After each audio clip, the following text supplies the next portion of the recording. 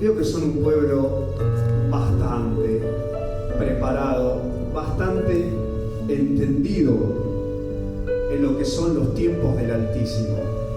Así que en realidad yo vengo de allá, desde La Plata, ciudad con historias, con bastantes historias, pero en la que Dios está levantando también siervos, personas que están preparadas para predicar su palabra, porque para mí la clave de estos tiempos proféticos que estamos viviendo, cada vez más cerca de la venida del Señor, la clave es la iglesia en la calle. Esa es para mí la clave. Dice, será predicado este evangelio del reino a todas las naciones, y entonces vendrá el fin.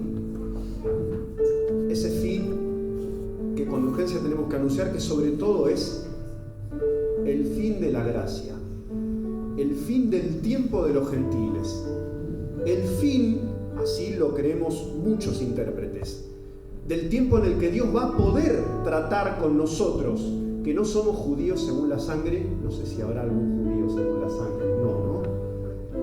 Bueno, se viene el tiempo de Israel, pero eso va a ser después de que nosotros, como cristianos, nos vayamos. El tema de hoy es el rapto. Me propongo hacer un estudio, pero de pe a pa, completísimo, de lo que tiene que ver con el rapto, con ese acontecimiento nuestro como iglesia. Es el hecho, es la bendita y gran esperanza que tenemos nosotros como pueblo de Dios. Después de la resurrección de Cristo y el descenso del Espíritu Santo, es la venida del Señor. El hecho que nosotros debemos no solo esperar, sino apresurar, poniendo manos a la obra. Recién me acordaba de cuántos avances se está registrando en nuestros tiempos el plan profético de Dios. Esto, alguno puede pensar que es milímetro por milímetro. Yo creo que son kilómetros. Con cada día que pasa, con cada semana, uno se entera de las novedades que tienen lugar, ¿no?, alrededor del mundo, y muy en especial en Israel.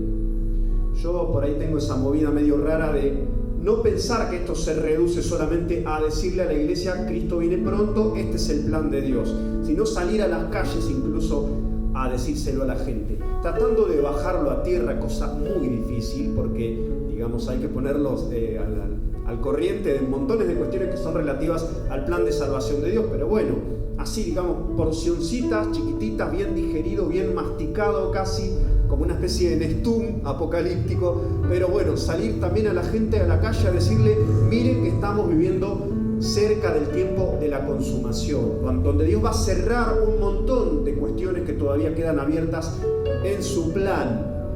Algunas de las cosas que estuve tratando que muestran cómo avanza este tiempo. Desde el 2004 hasta ahora ha habido algunos de los terremotos más devastadores de la historia. Eso fue lo que a mí más me sacudió, digamos, como cristiano. Era bastante, digamos, verde en las cosas de la fe. Pero eso me hizo, digamos, querer salir panfleteando, haciendo programas de radio, lo que sea, porque yo dije, están empezando a darse fuertes ese comienzo de dolores de Mateo capítulo 24. De eso he hablado en la calle.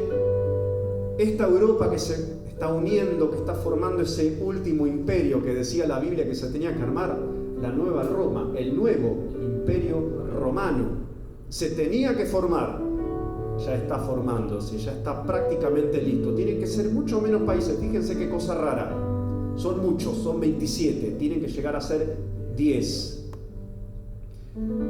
Israel, la llamamos los cristianos del bando más ultraortodoxo, el reloj profético de Dios. Y miren cómo está sonando ahora en Israel, ¿no? Tienen que pasar un par de cositas ahí. Tienen que reunirse todos en Tierra Santa. Son 16 millones de israelitas, según la sangre, de hijos de Jacob. 8 millones están en Israel. Otros 8 millones están en Canadá, Estados Unidos, Brasil, Francia, Argentina, Ucrania y otros países, Polonia. Tienen que estar todos ahí dentro. ¿Qué tiene que pasar para que se reúnan todos? Una de dos, que sea muy atractivo volverse al terruño, como dicen ellos, volver al Eretz, volver a casa, así lo llaman los judíos ortodoxos. O que sea muy complicado seguir viviendo entre las naciones paganas. Esas son las dos cosas que pueden ocurrir. Y las dos están ocurriendo, porque Israel es una potencia tecnológica y económica en Medio Oriente sin comparación. No hay país en Medio Oriente que se pueda parangonar, que se pueda poner en un mismo nivel, de tú a tú, con lo que está haciendo en esa materia Israel. Por eso también el odio de los países que andan por ahí, ¿no? Es un poco envidia también. Y celos de primos, o de hermanos casi. Entonces Israel, tiene que hacer el tercer templo de Jerusalén. Hay quienes piensan que todo este lío es para poder seguir avanzando sobre territorio palestino, digamos. Acá cada uno juzgará si es palestino, si es israelita. Ahí hay distintas posiciones, pero son más políticas. Me parece que la Biblia no dice nada sobre eso. Pero tiene que haber un tercer templo, tiene que haber un templo donde los judíos van a volver a ejercer su régimen de sacrificios una vez que todos nosotros, los gentiles que hemos creído en Jesús, hayamos sido quitados de en medio, como dice Pablo.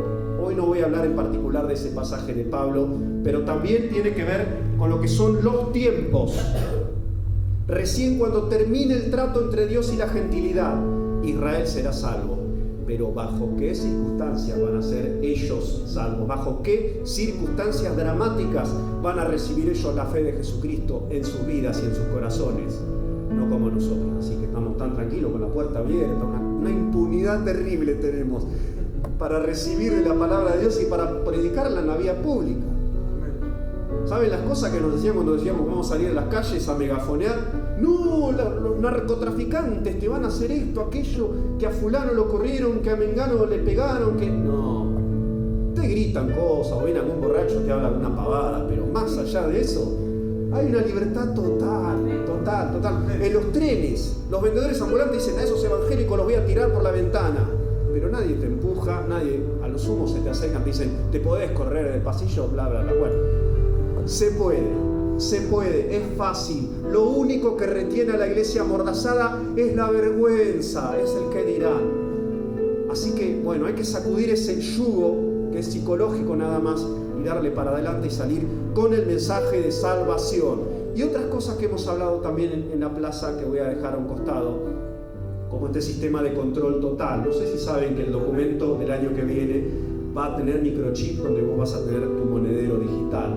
Vamos hacia la eliminación del dinero y hacia el microchip que algún día va a ir dentro del cuerpo de las personas, ya sabemos cuándo y ya sabemos quién lo va a instalar. Creo que todo esto ustedes lo saben. Yo solamente para ponernos, digamos, en el mapa del tiempo que nos tocó vivir a nosotros, y hoy vamos a hablar de nuestra gran esperanza como cristianos, de una seña de identidad que tenemos nosotros como hijos de Dios, que es Cristo viene pronto. Esa debe ser nuestro santo y seña, decían antiguamente, ¿no? En España. Bueno, es nuestra marca de identidad. Vamos a 1 Corintios 16, 22, pasaje conocido. 16, 21. Ahora decimos Dios te bendiga o paz, algunos dicen shalom. Vieron, están las tendencias más judaizantes, ¿no? Está bien, digo, están los que tocan la shofar. Están esas cosas, digo, estéticamente está bien, llama la atención, está bueno. Y si se puede popularizar, mejor. Yo veo un concierto de heavy metal con la shofar. Y heavy metal rabínico. Lo hay, seguro que ya lo hay, así que seguro que no estoy inventando nada. Bueno, 1 Corintios 16, 22. 21. Yo, Pablo, os escribo esta salutación de mi propia mano. El que no amare al Señor Jesucristo sea anatema. Mira que lo motivacional, ¿no? Está la onda motivacional, que no está mal. Pero digo, si sos muy motivacional y lees esto, es como que se te aflojan las rodillas un poquitito, ¿no? Está medio incómoda la cuestión. Bueno, dice, el Señor viene. Este era el saludo de la iglesia primitiva. No decían paz, ni shalom, ni Dios te bendiga, sino Maranatha. Debería ser el saludo de la iglesia, pero digo, no como costumbre, sino como algo que esté ahí, desde que nos levantamos hasta que nos acostamos. Hay quienes, cuando uno habla de estas cuestiones proféticas, escatológicas y las dispensaciones, los tiempos de Dios, dicen, pero eso medio que da un poco de miedo, da impresión, ¿no? Esto de los tiempos, del apocalipsis, del principio de dolores. Y lo cierto es que esto tiene que estar grabado a fondo, tiene que ser algo normal para nosotros. Vamos a ir avanzando. Apocalipsis 22, 17. Hay muchos pasajes hoy, así que le van a sacar callos a la Biblia. Otro saludo, dice hasta el final, así que. Y el espíritu y la esposa dicen, ven. Hay iglesias que dicen, no, Jesucristo, todavía no. Pará, aguantá un cachito, tengo que arreglar un par de cosas. No como cuando va a venir una visita y no, esperame un momentito que ya te atiendo. Y va a barrer unas cosas abajo de la alfombra, ya está, adelante. No, cuando Cristo venga, viene. Va a ser, vieron que es una cosa instantánea, como el flash de una máquina de fotos. Vino, ya está. Dice, y el que tiene sed venga y el que quiera tome del agua de la vida gratuitamente. Vamos de nuevo al versículo 20. El que da testimonio de estas cosas, Jesús, el que da testimonio de todo lo que ocurre en los tiempos finales, en esos 7 años finales, los que van a venir después del Apocalipsis, dice, ciertamente vengo en breve. Hace 1924 años que Jesús dijo, ciertamente vengo en breve. Y como iglesia, desde Pablo y desde Apocalipsis hasta ahora, tenemos que decir, Cristo viene pronto. Para Dios puede ser mañana, puede ser dentro de 10 años, pero la conciencia de la iglesia tiene que ser que va a venir pronto. No podemos decir, pero dijo en breve, en el año 96, 94 después de Cristo, ahora, bueno, está bien, puede tardar 2000 años más, 20 siglos más. No, breve, en breve, esa debe ser nuestra conciencia y nuestra actitud. No solo que Cristo está por venir, sino que ojalá que venga pronto. Dice la respuesta, ¿no?, de la iglesia, amén, sí, ven Señor Jesús, no esperá, sino ven, vení. Y ahí viene un momento especial para la iglesia, que ya por ahí muchos saben de qué se trata. ¿Qué es el arrebatamiento? Vamos a ver. Es sabido, pero yo, para repasar, y como siempre me gusta pensarlo y tenerlo en cuenta, cuando uno ministra también se está hablando a sí mismo y se está recordando a sí mismo algunas cosas. No es solo que uno habla para que el otro, digamos, reciba, sino que uno también está recordando y está volviendo a atar algunos cabos que se le habían escapado con el correr del tiempo. Esto suele pasar, es normal. El arrebatamiento, 1 Corintios 15, 51. Esto lo dice a media voz, en esa época estaba recién enterándose de todos estos misterios la iglesia. Así que les dice, les voy a decir un secreto. He aquí os digo un misterio. No todos dormiremos, pero todos seremos transformados. En un momento, en un abrir y cerrar de ojos, a la final trompeta, porque se tocará la trompeta y los muertos serán resucitados incorruptibles y nosotros seremos transformados. Así que tenemos la primera definición bíblica del arrebatamiento: transformación sin muerte. Gloria a Dios. Ese es el privilegio de los que vivamos, ¿no? Como dice en otro pasaje que también vamos a visitar. Transformación de nuestro cuerpo a un cuerpo incorruptible, perfecto, sin enfermedad, sin defectos, sin pasar por la muerte. Gloria a Dios. Es un buen privilegio, ¿no? Santo. Amén. Primera de Tesalonicenses 4:13. Dice, tampoco queremos, hermanos, que ignoréis acerca de los que duermen, para que no os entristezcáis como los otros que no tienen esperanza. Porque si creemos que Jesús murió y resucitó, así también traerá Dios con Jesús a los que durmieron en Él. Acá viene la explicación. Por lo cual os decimos esto en palabra del Señor, que nosotros, los que vivimos, que habremos quedado hasta la venida del Señor. Miren cómo Pablo se incluía entre ellos. No decía faltan como 2000 años. Que pasaron, dicho sea de pasada.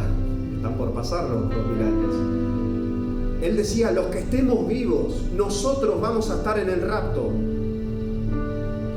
No precederemos a los que durmieron. Porque el Señor mismo, con voz de mando, con voz de arcángel y con trompeta de Dios, descenderá del cielo y los muertos en Cristo resucitarán primero.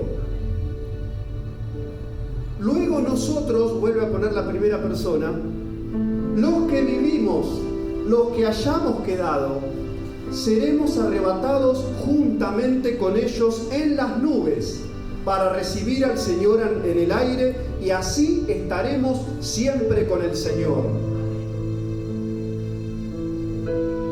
Acá aparece la palabra en la que se basa la doctrina del rapto. Seremos arrebatados. Fíjense que no aparece la palabra arrebatamiento, sino el verbo ser arrebatado. Es un verbo que en griego es harpazo. Harpazo quiere decir robar, arrebatar, raptar, llevarse algo violentamente.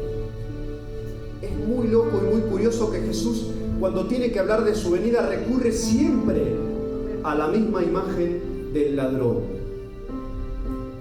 Siempre que ustedes vean, vengo como ladrón, cuidado, vendré a ti como ladrón en la noche, está hablando de lo mismo. Está hablando del momento del rapto.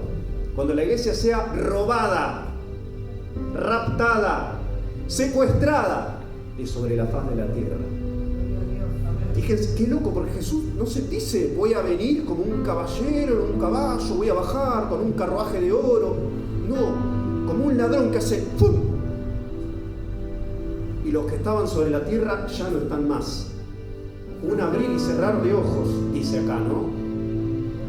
Va a ser un flash, un instante que va a marcar nuestra transformación y nuestra unión definitiva con nuestro Rey. Hay casos bíblicos de arrebatamiento. Esto ya ocurrió, ya hubo arrebatamientos a lo largo de la historia. Así que, aunque son casos levemente diferentes, está bueno repasarlos para que sepamos que esto ocurrió. No es raro, puede volver a ocurrir en el reino de las leyes sobrenaturales de Dios. No las leyes biológicas, no las leyes meramente físicas de este mundo, sino en el procedimiento, en el modo de actuar de nuestro Dios. Esta metodología de sacar a alguien de un lugar ya se dio. Génesis 5:24. Digo, porque los mayores adversarios de la doctrina del rapto dicen que es rara,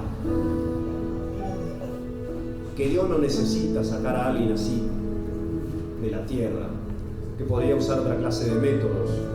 Bueno, Génesis, decíamos, 5:24. Caminó pues Enoc con Dios y desapareció, porque le llevó Dios.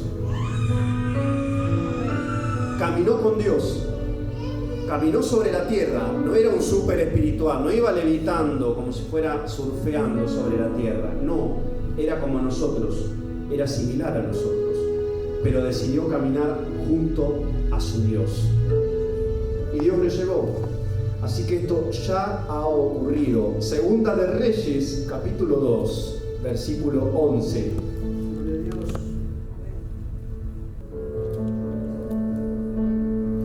Esto tiene un vislumbre de cómo es el panorama que se llevó a este hombre, ¿no? Y aconteció que yendo ellos y hablando, he aquí un carro de fuego con 2 caballos de fuego apartó a los 2. Y Elías subió al cielo en un torbellino. Viéndolo Eliseo clamaba: Padre mío, carro de Israel y su gente de a caballo. Y nunca más le vio. Y tomando sus vestidos, los rompió en 2 partes. Todo lo que tenemos puesto se va a quedar. Primera noticia. a los que les interesa mucho la ropa o los accesorios tecnológicos, ¿no? La gente chic, los que andan con cosas ahí, esos celulares. Está buenos, sirven para comunicarnos mejor, o para jugar también, o sacarse una selfie en situaciones raras. Bueno, todo eso, aunque está buenísimo, se queda. No sé si es una mala noticia para alguien, espero que no. Hay un caso un poco más misterioso de rapto. Lo voy a pasar rápidamente, pero vamos a ir a él. Está en Deuteronomio 34:4. Esto dio lugar a algunas interpretaciones un poco locas del judaísmo. Es una de esas cosas que andan circulando por ahí, que no sé si tienen tanto sustento, más o menos. Dice Deuteronomio 34:4. Se está despidiendo, ¿no? Se está despidiendo Dios de Moisés. Es el final del ministerio de Moisés. Acaban de llegar a la tierra prometida. Moisés comete una desobediencia cuando golpea 2 veces la roca y además se enoja y dice un par de cosas fuera de lugar. Y Dios lo disciplina. Le dice, no vas a pasar. Y le dijo Jehová, versículo 4, capítulo 34 de Deuteronomio: esta es la tierra de que juré a Abraham, a Isaac y a Jacob, diciendo, a tu descendencia la daré. Te he permitido verla con tus ojos, mas no pasarás allá. Fíjense, ¿no? Un hombre que durante los últimos 40 años de su vida había caminado también en obediencia a Dios, que llegó a ser el hombre más manso y más humilde de la tierra, del arrogante que era, que tenía todos los privilegios, nacido en cuna de oro, en la propia casa del faraón. Dios lo trabajó, lo disciplinó, lo fue moldeando, pero comete un error. Dios le dice, bueno, así son las reglas, no vas a pasar. Pero miren lo que sigue. Y murió allí Moisés, siervo de Jehová. Fíjense cómo se lo sigue recordando. Tuvo un resbalón, pero siervo de Jehová, en la tierra de Moab, conforme al dicho de Jehová.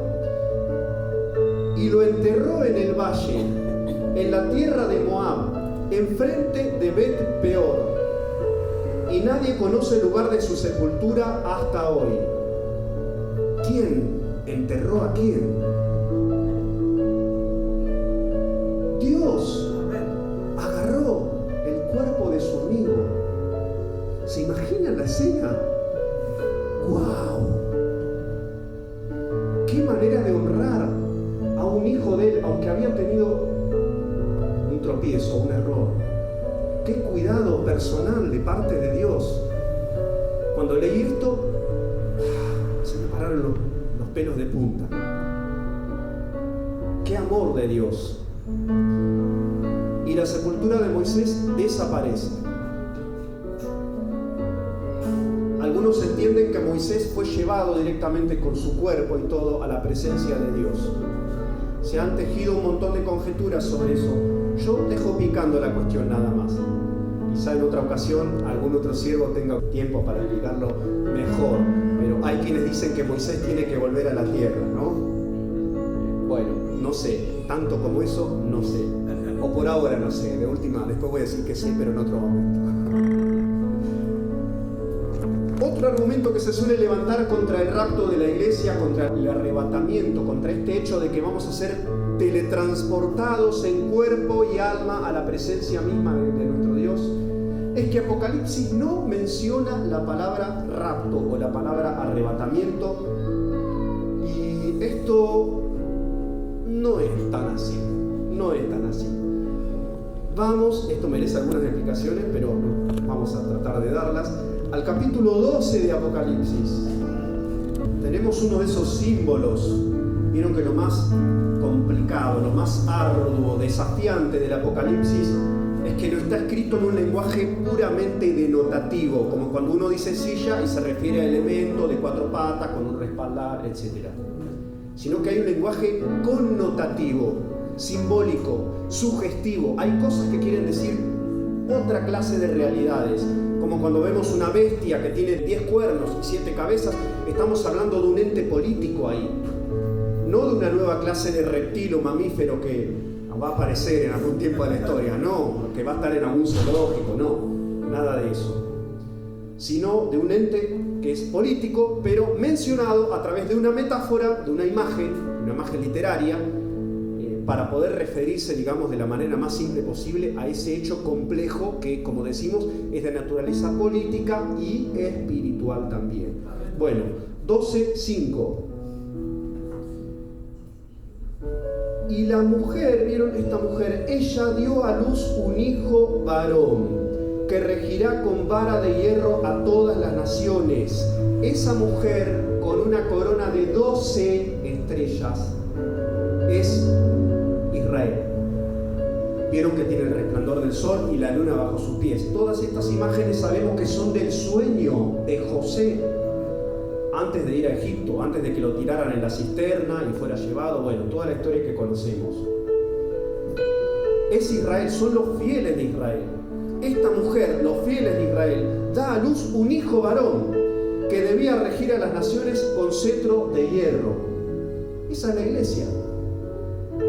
Esa es la iglesia. Todos los fieles de Israel y no de Israel. Pero particularmente la iglesia de la gentilidad se está refiriendo acá.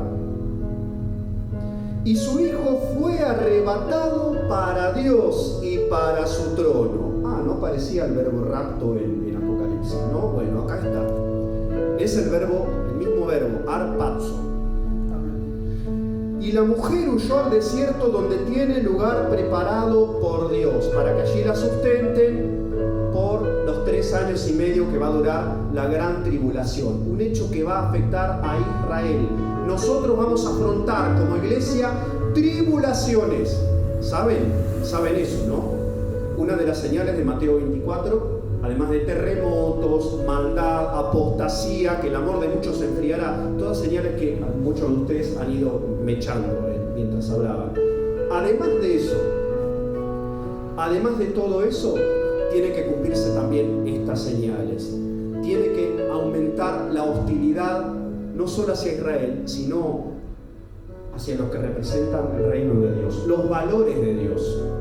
Hay algunos proyectitos de ley dando vuelta en algunos países como Brasil, México y demás, para que a los cristianos ya no nos sea tan fácil esto de salir a predicar el evangelio a las calles o a los espacios públicos.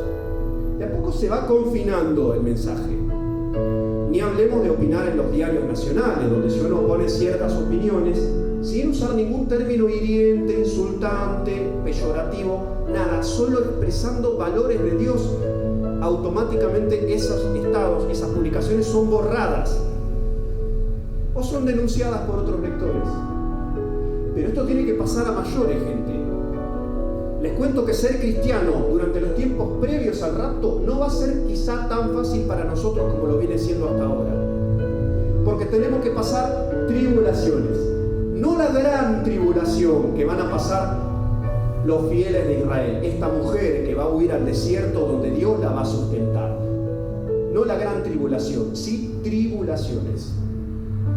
A ver, también en Apocalipsis, capítulo 3, versículo 10. Es conocidísimo. Este es el mensaje a la iglesia de Filadelfia. ¿Cuántas iglesias evangélicas se llaman Filadelfia? Pero bueno sería ser Filadelfia. Dice: por cuanto has guardado la palabra de mi paciencia, yo también te guardaré de la hora de la prueba que ha de venir sobre el mundo entero, para probar a los que moran sobre la tierra. No quiere decir que vayamos a pasar por esa hora de prueba. Acá la preposición que usa en griego es fuera de la tierra. Yo te he de sacar de la hora de prueba. Dice ex. ¿Vieron que dice ex cónsul, ex presidente, ex marido? Hay tanto ex marido dando vueltas por ahí, ¿no? Bueno, ex, te voy a sacar de la tierra. Ex estabas en la tierra. Ya no vas a estar en la hora de prueba, porque yo te voy a sacar de la tierra. texto habla claramente de su venida y en qué circunstancia. Lucas 22:15. ¿En qué momento solemne, se acuerdan? Y tienen vista, ¿no? Con esa mirada larga, esa mirada transhistórica que tenía el Señor. Lucas 22:15.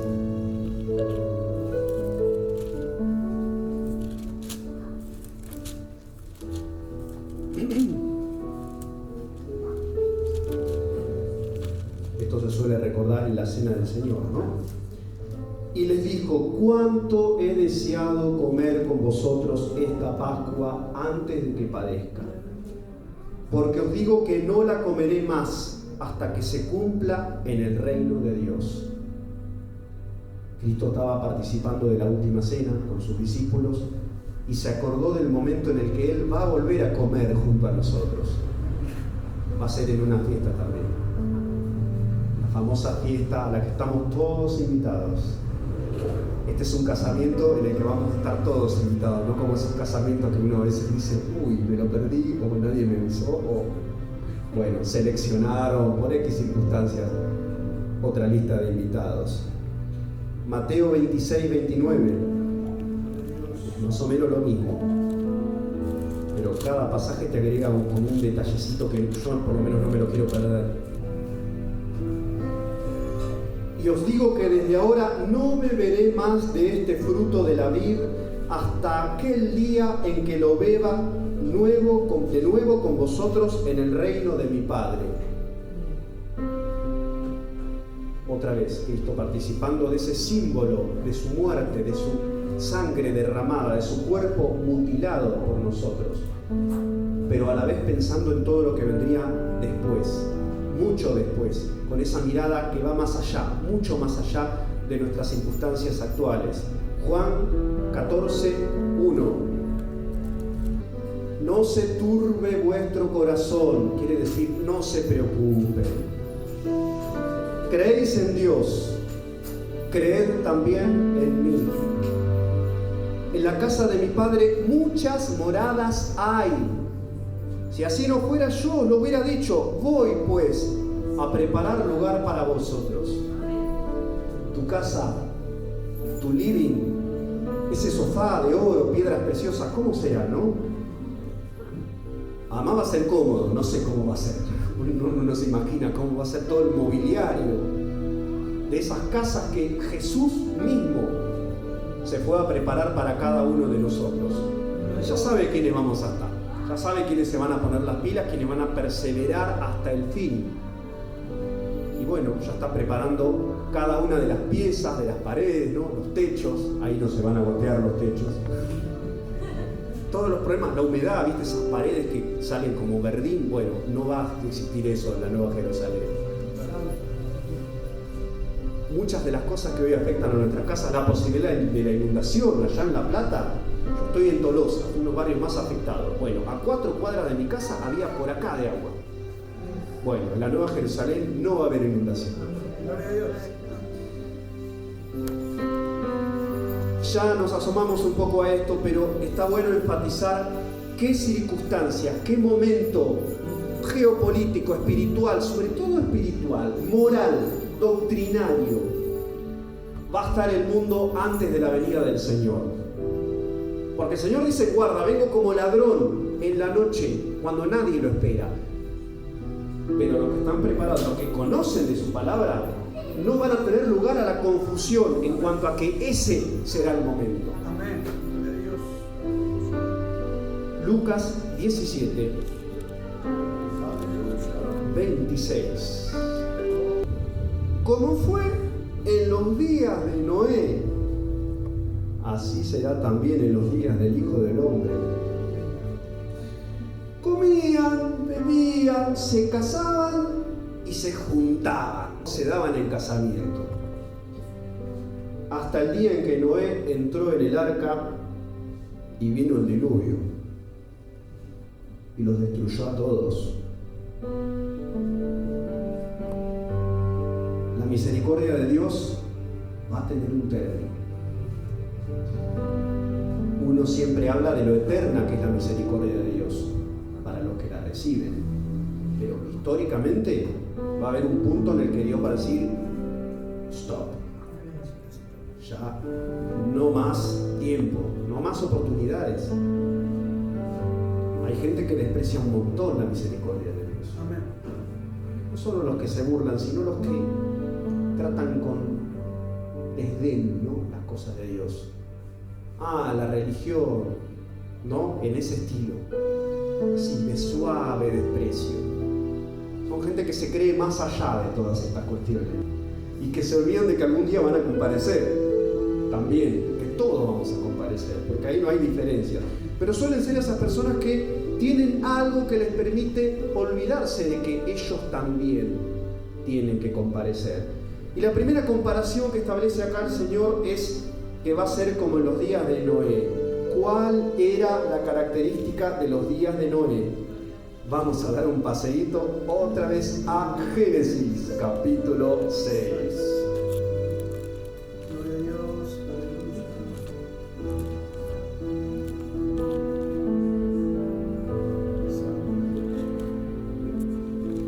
Y nos vamos de Apocalipsis a Génesis, un ping-pong tremendo, mira eso.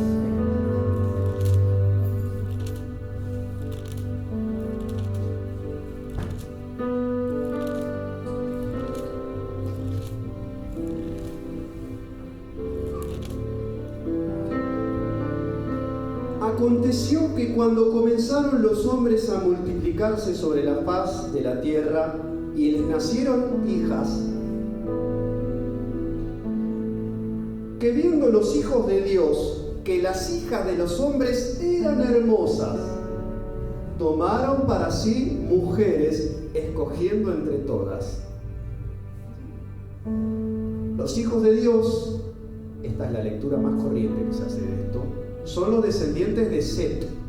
Vieron que Adán y Eva tuvieron 3 hijos, mínimo, tuvieron más, pero básicamente fueron Abel, Caín y Set. Los hijos de Set son los que siguen la línea de la obediencia a Dios. Son piadosos, hacen sacrificios a Dios, como este hombre que fue raptado, que contábamos recién, Enoc, ¿no? Es uno de ellos, Matusalén es otro. Y de ahí, de esa línea, viene Noé. Son los hijos de Dios.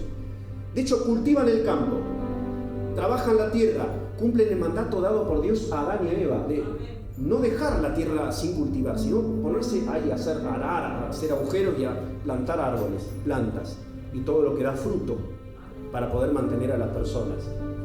Esta es la rama que cumplió la parte de Dios. Pero está la otra rama, la de Caín. ¿Qué hicieron los de Caín? En vez de dispersarse y de llenar la tierra, se empezaron a acumular. Yo veo iglesias caínitas hoy en día. Tienen espíritu de acumulación. ¿Cuántos van a tu congregación? 22.000 a la mañana y 57.000 a la noche. Y el mundo, los subtes, los trenes, las calles, las plazas, los hospitales de tu ciudad, estamos esperando a que Dios mande unción para poder mandar gente. Algunos envejecen y van ya duramente por la vida esperando que Dios haya mandado el avivamiento del tiempo final. Y bueno, ahí sí van a salir a predicar. Bueno, Dios no quería el aglomeramiento de la gente en ciudades. Dios no quería amontonamiento. Dios quería dispersión. Y hoy más que nunca a la iglesia Dios le dice: dispérsense, muchachos, por favor, sálganse de los asientos.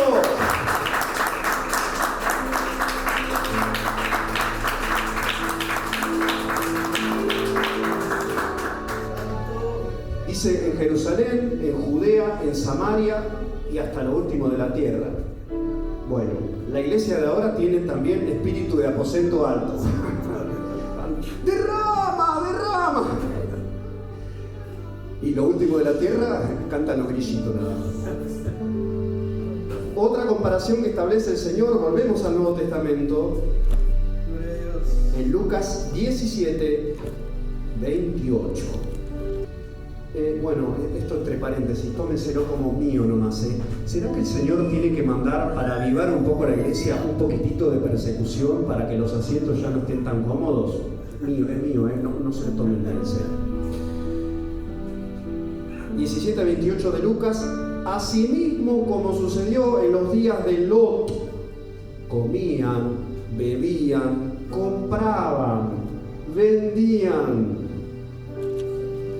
plantaban, edificaban. Gente emprendedora, gente que, digamos, sabía lo que quería en la vida. No eran quedados, no eran posmodernos, no eran gente de chat y de no vivir la vida. No, estos vivían la vida, pero sin Dios. Mas el día en que Lot salió de Sodoma, llovió del cielo fuego y azufre y los destruyó a todos. Así será el día en que el Hijo del Hombre se manifieste. Así que, primera comparación que veíamos hoy, como los días de Noé, que se mezclan los hijos de Dios y los hijos de los hombres y sale una raza violenta, ¿no? Los gigantes, gente guerrera, violencia. Es el primer signo.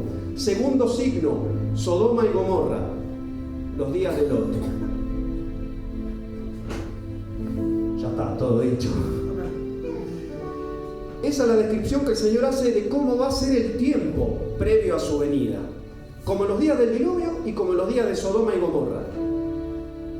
Y en ninguno de los dos casos Dios abrió una puertita auxiliar para que la gente, si se le ocurría cambiar de idea, pudiera. No, ya se había terminado el tiempo.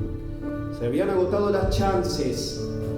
No se debe menospreciar eso y nuestro mundo lo está haciendo. La actitud con la que como cristianos tenemos que afrontar eso también es conocida de la Iglesia y también está bueno volver a recordarla. Como dice la palabra, ¿no? Recuerda las palabras del libro de la ley, recuerda, memoria, tener memoria, nunca te olvides, recitalo cuando vayas por los caminos, escribilo en los dinteles de tus casas, que cuelgue en tu frente, ¿no? Por eso se hicieron esas inscripciones que llevaban los judíos. Así tienen que estar todas estas cosas en nuestra mente. Mateo 25. Les cuento que hay dos líneas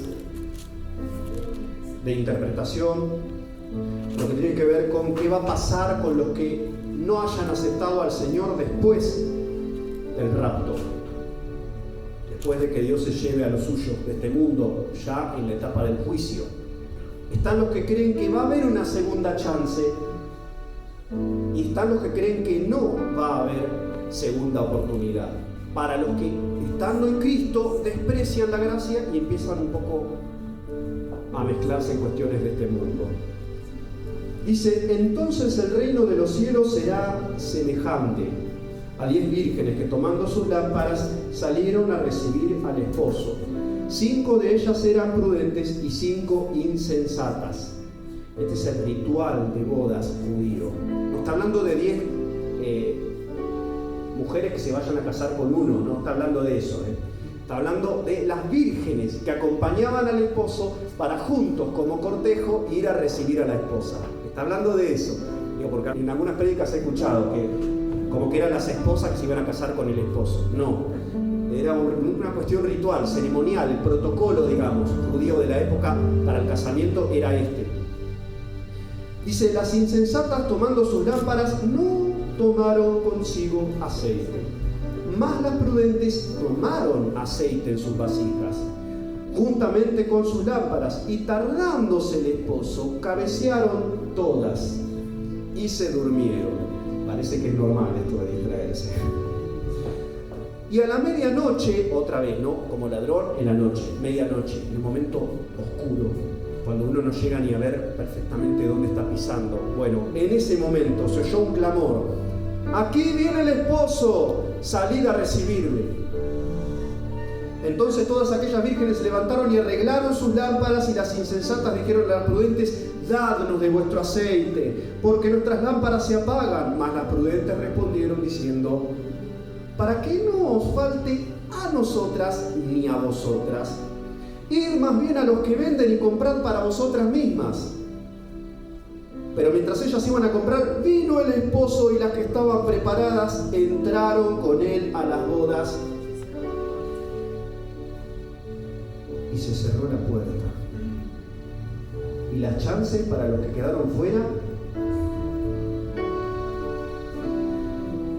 y se cerró la puerta. Después vinieron también las otras vírgenes diciendo: Señor, Señor, ábrenos, ahora sí nos arrepentimos. Ahora sí nos vamos a poner las pilas, ahora sí vamos a buscar de tu presencia, vamos a leer tu palabra y vamos a cumplir con la gran comisión. Y el Señor le responde: sí, las perdono, pasen. Mas él respondiendo dijo: de cierto os digo que no os conozco.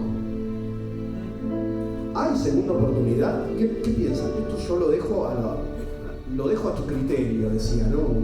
Una de esas luminarias de... Velad, pues, porque no sabéis el día ni la hora en que el Hijo del Hombre ha de venir. No lo sabemos, no lo saben los ángeles, no lo sabe profeta, iluminado, pastor, predicador, evangelista alguno. No lo supo Jesús. Dice Marcos, el Evangelio de Marcos, ni el Hijo. El todopoderoso Dios hizo hombre. Sabía todo, sabía los pensamientos, las intenciones ocultas del corazón, sabía quién lo iba a traicionar, sabía todo. Menos una cosa: ¿cuándo iba a ser el día de su regreso? Santo. Qué dato, ¿no? Y qué importante para nosotros tener en cuenta que por algo Jesús decidió, cuando se hizo hombre, no saber ese dato. Porque de verdad no lo supo. Jesús ignoraba una sola cosa: ¿cuándo iba a volver?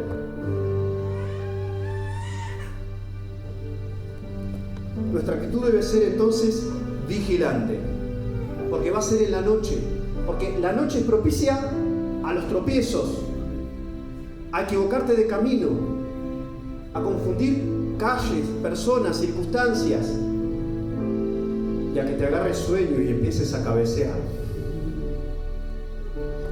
Lucas 12:35. Este es completito y es para leerlo con bastante frecuencia. Estén ceñidos vuestros lomos, o sea, con ropa de trabajo. Eso es ceñidos vuestros lomos. Y vuestras lámparas encendidas. Y vosotros sed semejantes a hombres que aguardan a que su Señor regrese de las bodas, para que cuando llegue y llame, le abran enseguida. Bienaventurados aquellos siervos a los cuales su Señor, cuando venga, halle velando. De cierto os digo que se ceñirá Él, el Señor, se va a ceñir, y hará que se sienten a la mesa y vendrá a servirles. ¡Wow! Y aunque venga a la segunda vigilia, escucha esto, está buenísimo.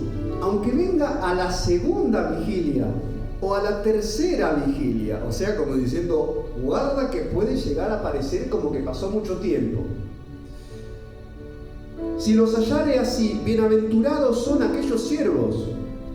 Pero sabed esto, que si supiese el padre de familia a qué hora el ladrón había de venir, velaría ciertamente y no dejaría minar su casa. En esa época las casas de la gente humilde, o sea, del 90% de la gente, o más. En esa época había muy poca gente muy rica y la mayoría de la gente muy pobre. Las casas eran de barro secado al sol, así se hacían los ladrillos, no se metían en un horno siquiera, no existían las metodologías de ahora. Así que cualquiera con un poco de maña y una cuchara o algún elemento metálico venía de noche y rascaba la pared hasta que te hacía un boquete en la pared de tu casa. Por eso dice, no dejaría minar su casa. En griego la palabra que usa es esa, es atravesar el muro, penetrar a través del muro. Entonces, si vos querías no ser sorprendido por uno de estas entraderas, modelo de la época de Cristo, ¿qué tenías que hacer? No te quedaba otra opción más que no dormir. Tener un ojo abierto y uno cerrado. Una época brava, una época complicada. Pero bueno, dice, vosotros pues también estad preparados, porque a la hora que no penséis, el Hijo del Hombre vendrá. A la hora que no pensás, va a venir Jesucristo. En ese preciso momento. Mateo 24, 45.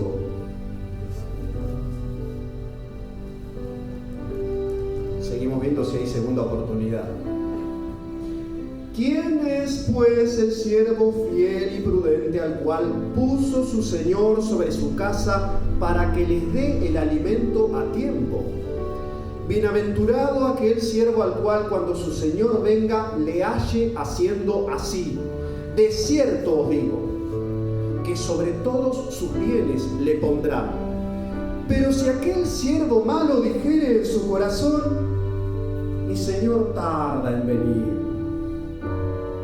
Hay incluso prédicas que se llaman prácticamente Cristo todavía no va a venir. Y de hombres con mucho renombre. No hace falta dar nombre, pues ya, somos del palo, sabemos más o menos para qué lado patina cada uno de los bailarines. Pero el tema es en qué centran su mensaje. Por eso algunos dicen el rapto, la venida del Señor, el apocalipsis. A uno de estos personajes escuché decir una vez: ¡basta hablar del apocalipsis! ¡Ya no asustan a nadie! Literalmente, no estoy exagerando. La cuestión es que estábamos en... ¿Hasta dónde llegué? 24 por 25. Bueno, de cierto digo, pero se queda mi Señor tarda en venir. Y comenzaré a golpear, 49. Comenzaré a golpear a sus consiervos y aún a comer y a beber con los borrachos. Se iba a juntarse con los amigos del bar, a ver un par de partidos. Vendrá el Señor de aquel siervo en día que éste no espera y a la hora que no sabe. Y lo castigará duramente y lo dejará entrar al paraíso y lo perdonará. Y pondrá su parte con los... y allí será él. Son bravos los evangélicos, Lucas 21:34. Estamos viendo qué actitud tenemos que tener, por favor. Urge que la iglesia empiece a portarse con esta clase de motivación. Y si somos hijos de rigor, bueno, las circunstancias que está viviendo ahora la iglesia, el mundo, deberían ser un riguroso llamado de atención. Mirad también por vosotros mismos, que vuestros corazones no se carguen de glotonería y embriaguez y de los afanes de esta vida. Los afanes. Primero habla de cosas que son, digamos, lujos que uno se permite, ¿no? Cuando uno se arrellana cómodamente en su situación de vida. Son lujos. Glotonería y embriaguez. Pero los afanes de esta vida es algo muy común que nos agarre. Si vos prendés la televisión en un canal de noticias, seguro que te agarran los afanes.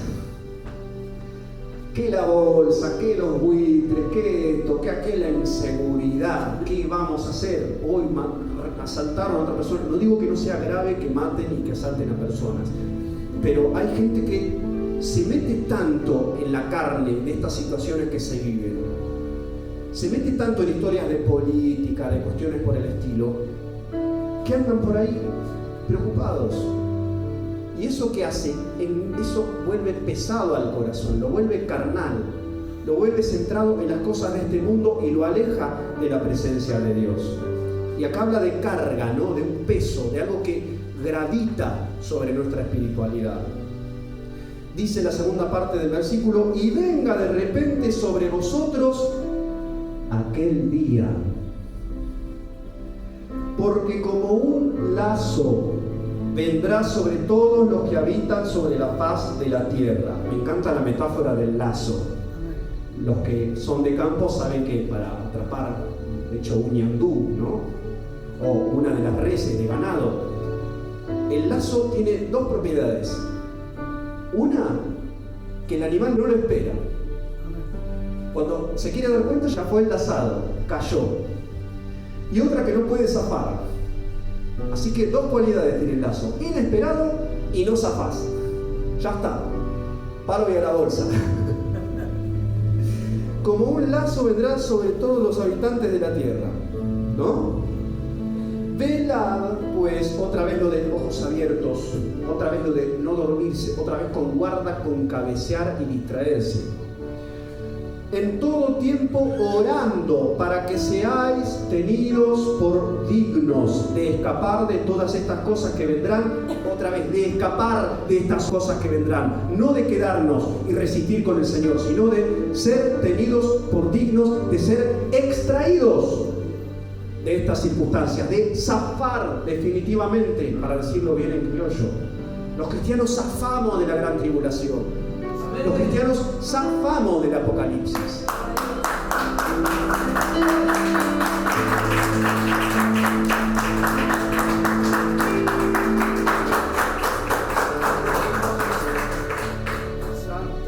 Y fíjense ustedes que no dice velen y oren para ser dignos de estar en pie delante del Hijo del Hombre, no, para ser tenidos por dignos. Es la misericordia de Dios la que hace que Dios nos vea como dignos, porque no somos ya nosotros, es la sangre de Cristo.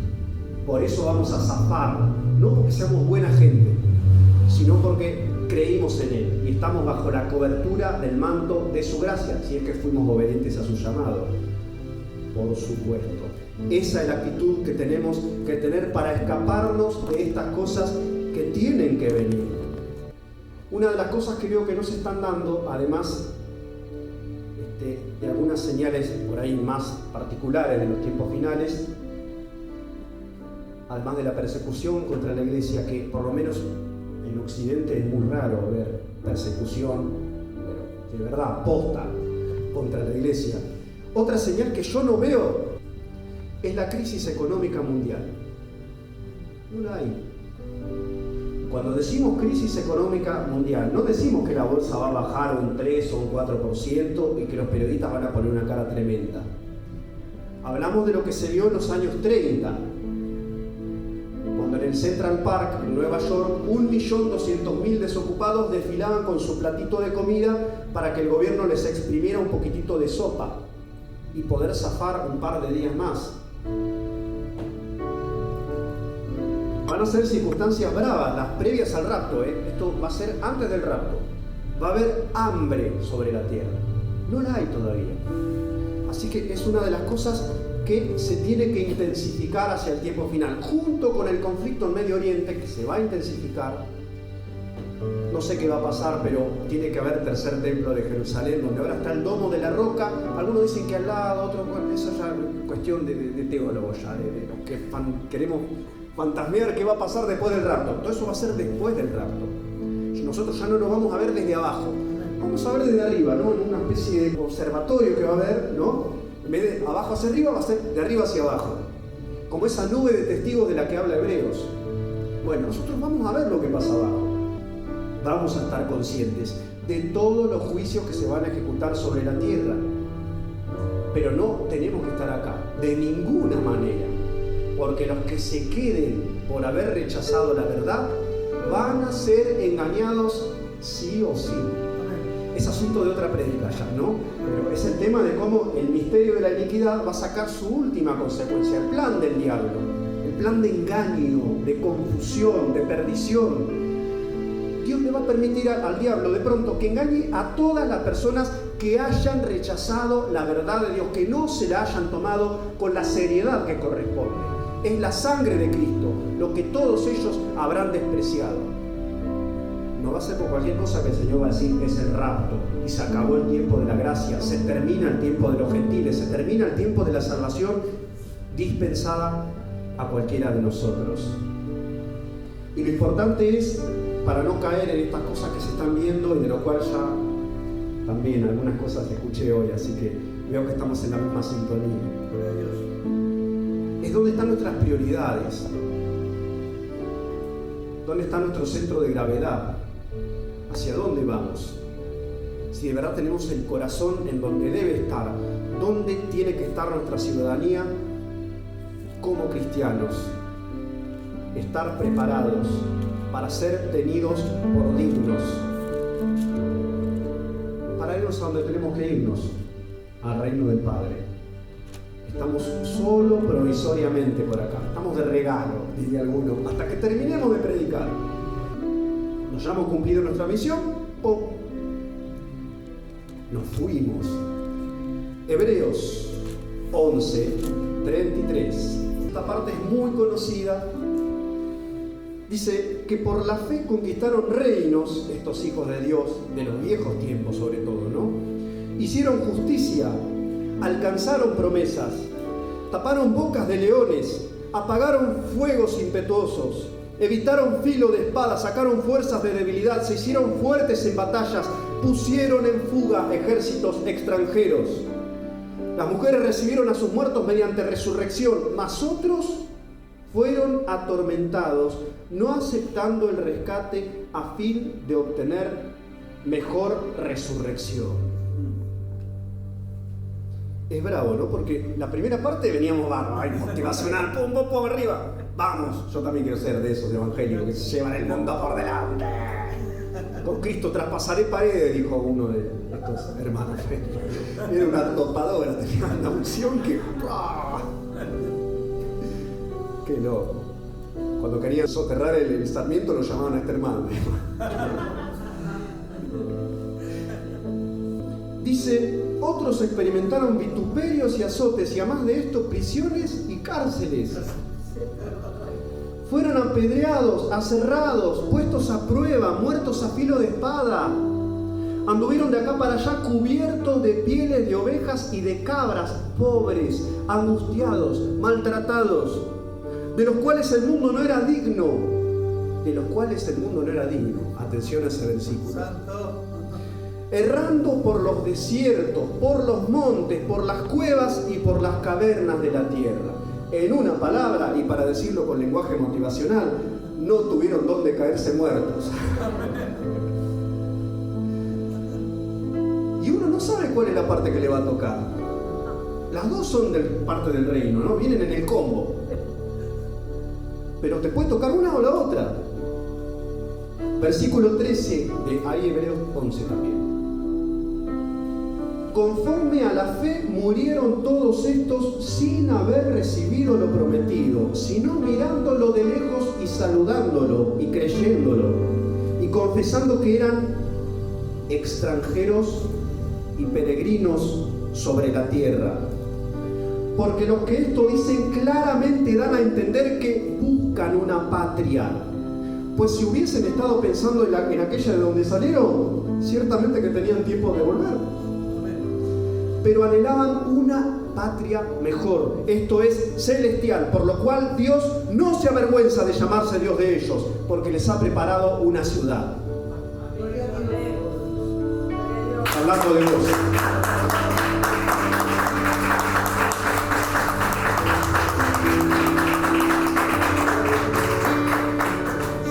Es tu ciudad, es tu casa, tu casa, la eterna. La verdadera. La de ahora es una carpa, aunque sea todo trapo, olvídate. Es un camping, un campamento, piso de tierra, todo. Digo, en comparación con lo que viene, con lo que Dios preparó para vos, nada que ver. Y esa es la ciudad que Dios preparó para que vivas en ella, y como habitantes de esa ciudad, futura para nosotros, pero actual, real y verdadera ante la óptica de Dios. Así es como debemos pasar nuestros días, como peregrinos y extranjeros, nunca olvidándonos de que todo lo que vemos es pasajero, provisorio, es etelgopor, y lo que está preparando el Señor es lo que verdaderamente va a permanecer para siempre. Oramos para vivir así como extranjeros, peregrinos, y como gente que tiene ya más de un pie de su vida en el reino de Dios,